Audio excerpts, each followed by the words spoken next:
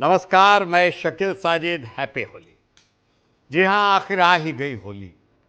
रंगों के इस त्योहार का इंतजार हम सबको होता है। इसे बुराई पर अच्छाई की जीत के प्रतीक के रूप में मनाया जाता है। होली से एक दिन पहले यानी आज के दिन फागुन माह की पूर्णिमा को होलिका दहन किया जाता है। आज भद्रा सुबह 9:24 से शुरू होगा और रात 10:27 तक रहेगा। तो आज रात 10:27 के बाद ही होलिका दहन किया जा सकता है। आपको बता दें कि फागुन मास की पूर्णिमा तिथि को होलिका दहन किया जाता है। इस दिन लोग होलिका की पूजा करते हैं और दहन के बाद ही भोजन करते हैं। धार्मिक दृष्टि से होली का त्यौहार काफी महत्व रखता है।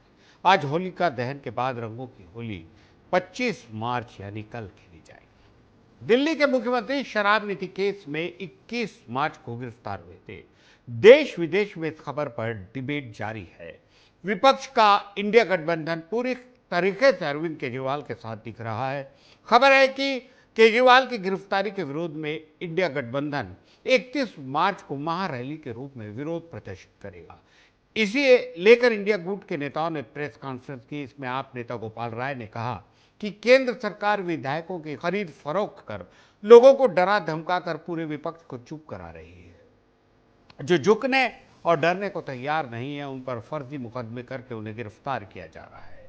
गोपाल राय ने कहा कि अगर कांग्रेस जैसी बड़ी पार्टी का खाता सीज हो सकता है तो जो व्यापारी इन्हें चंदा नहीं देगा उसका खाता कभी भी सीज किया जा सकता है। हर किसी की आवाज दबाई जाएगी। इनके खिलाफ लड़ाई को बड़ा करने के लिए 31 तारीख को 10 बजे रामलीला मैदान में हम महारैली करेंगे। पूरी दिल्ली से अपील हो कि इस मौके पर एकजुट। लोकसभा चुनाव 2024 के समर की रणभेरी बज चुकी है। चुनाव आयोग द्वारा तारीखों का ऐलान हो चुका है।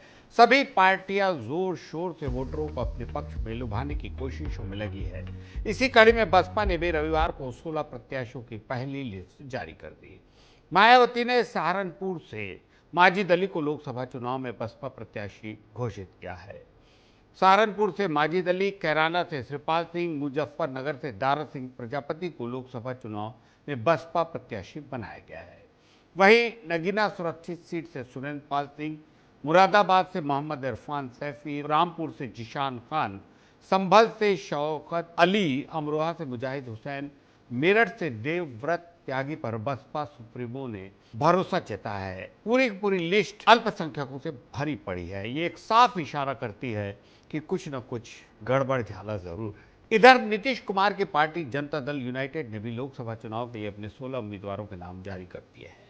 राजीव रंजन ललन सिंह मुंगेर से, लवली आनंद शिवहर से चुनाव लड़ेंगी। वहीं इसके अलावा सुनील कुमार वाल्मीकि नगर से लड़ेंगे। सीतामढ़ी से देवेश चंद ठाकुर लड़ेंगे। झंझारपुर से रामप्रीत मंडल चुनाव लड़ेंगे। भागलपुर से अजय कुमार मंडल चुनाव लड़ेंगे। इंदौर क्राइम ब्रांच ने नकली नोटों का गोरखधंधा करने वाले 4 आरोपियों को गिरफ्तार किया है, जिनमें से एक युवक मूल रूप से खंडवा का रहने वाला है और लोकल प्रिंटर के माध्यम से नकली नोट बनाने का काम करता था। नकली नोट मामले का मास्टरमाइंड दिलीप सिंह है। दिलीप से सिद्दीकी नाम के व्यक्ति ने शाहरुख और सिराज की मुलाकात के लिए बुलाया था, लेकिन मुखबिर की सूचना के आधार पर पुलिस ने इन्हें गिरफ्तार कर लिया और इनके पास से 500 रुपए के 90 नकली नोट बरामद किए। पता चला कि शाहरुख ने 20,000 में ये नोट खरीदे थे। दमोह के सेमरा लोधी गांव में एक 55 साल के बुजुर्ग की पत्थर से पीट पीट कर हत्या कर दी। सुबह कोटवार ने सड़क पर शव देखा तो परिजनों को और पुलिस को घटना की जानकारी दी।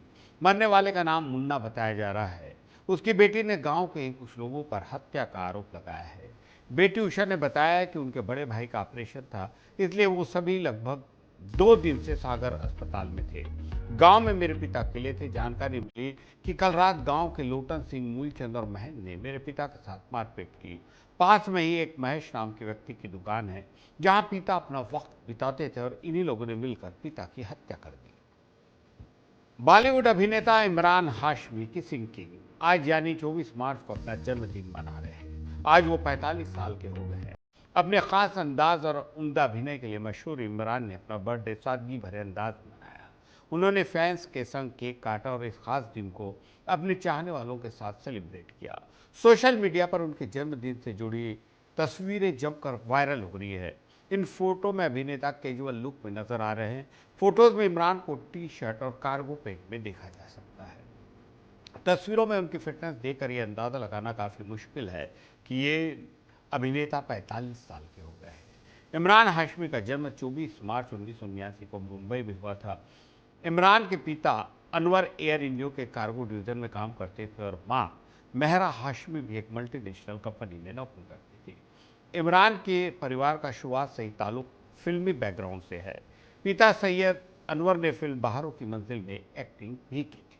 और अब खबर क्रिकेट से। कोलकाता नाइट राइडर्स ने आईपीएल 2024 के तीसरे मुकाबले में बेहद शानदार मुकाबले में सनराइजर हैदराबाद को 4 विकेट से हरा दिया। इस मुकाबले के दौरान केकेआर के गेंदबाज हर्षित राणा ने मयंक अग्रवाल को आउट करने के बाद फ्लाइंग किस दिया था। उनकी यह हरकत भारी पड़ गई।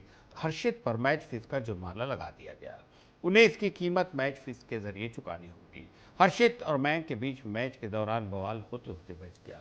दरअसल हैदराबाद के लिए मयंक और अभिषेक ओपनिंग करने आए थे। इस दौरान दोनों ने ताबड़तोड़ बैटिंग शुरू कर दी। केकेआर के गेंदबाज काफ़ी दबाव में नजर आ रहे थे।